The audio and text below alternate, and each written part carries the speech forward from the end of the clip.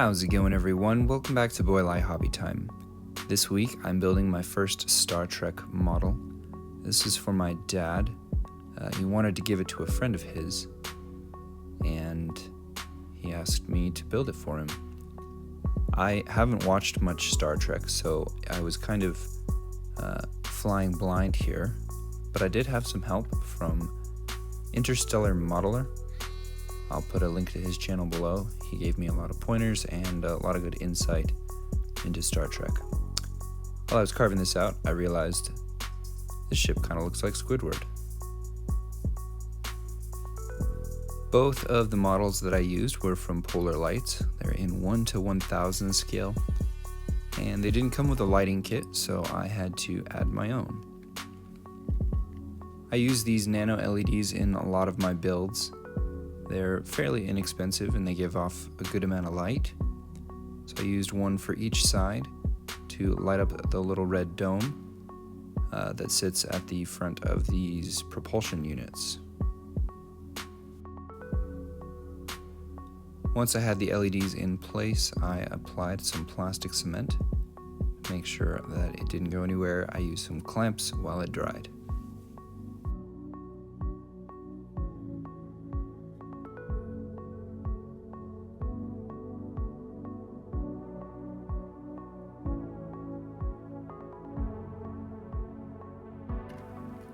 I also ran a wire through the ship to supply power to the phaser beams. I say beams, there were supposed to be 2. You'll see me building it with 2, but I messed something up later on as I was finishing the build, and so I broke one of the filaments. And it was at a point where it was pretty much impossible to go back and fix without ruining. So it was really unfortunate, and I know that there should be 2, but I know that they should also be blue.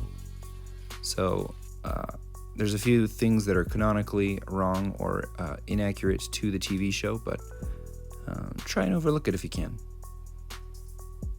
I still think it looks pretty good. After that, I primed both of the models with a flat gray and got them ready for their base coats. The base coat on the Enterprise was just a cool white that I mixed up from some green, blue, and white. And once I was happy with that, I sprayed it on. And speaking of paint, I got shot in the hand paintballing.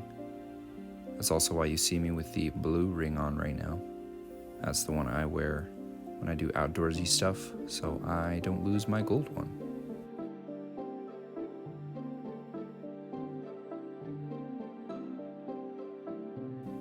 Then moved on to the sensor array and painted that with a bronzy color.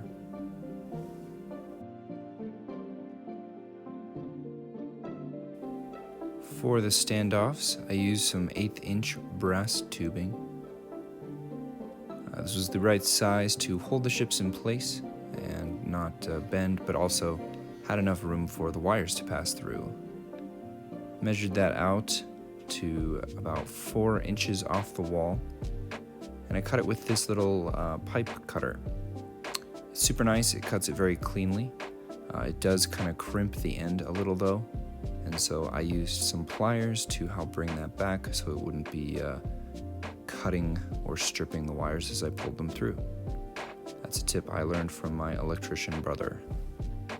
The domes that came with the ship were not already painted red, which is interesting to me. So I went over those with a matte clear coat, and then I sprayed them with a transparent red, and then one more clear coat on top of that to seal the paint in. Then also painted the collars around the base of the dome. And when it was done, I was really happy with the result. I think it allowed just the right amount of light to get through. I added the finishing touches on both of the ships, and they were ready for their decals. And to be honest, I had no idea what I was doing. So after a quick web search, I figured out which stickers I needed to make this a Klingon ship, as opposed to a Romulan ship. I'm not very good at applying decals. I'm probably not patient enough. So I ripped the one that goes over the bridge on this ship, so I had to paint on the windows myself. I then moved on to the decals for the Enterprise. There were a bunch of different options to change the ship and customize it. Decided to just go with the standard Enterprise, and I applied these a little bit more carefully than I did with the other ship so that I didn't have to paint on any windows by hand. After those were on, I gave everything a matte finish to take away the glossiness from the decals. After I put the bridge in place, I took the little plastic piece that goes on the bottom and I carved a little hole for the phaser beam to come out of. Then it was time to move on to the back. I found the positioning of the ships that I was happy with, marked off where the standoffs would go through, and I drilled those out.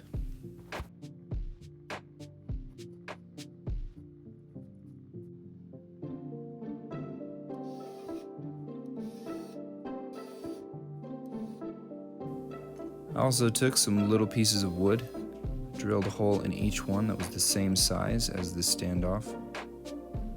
These will help anchor from the back, keep everything a little bit more sturdy.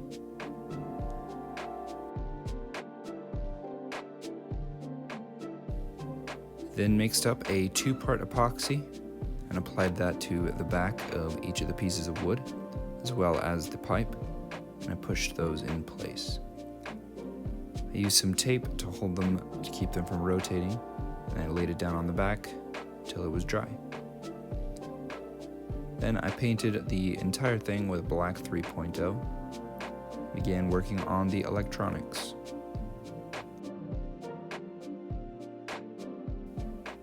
I did my last little bit of soldering and pulled the wires all the way through from one ship to the other. Then tested the circuit to make sure everything was working. And the last thing to do was to paint the stars.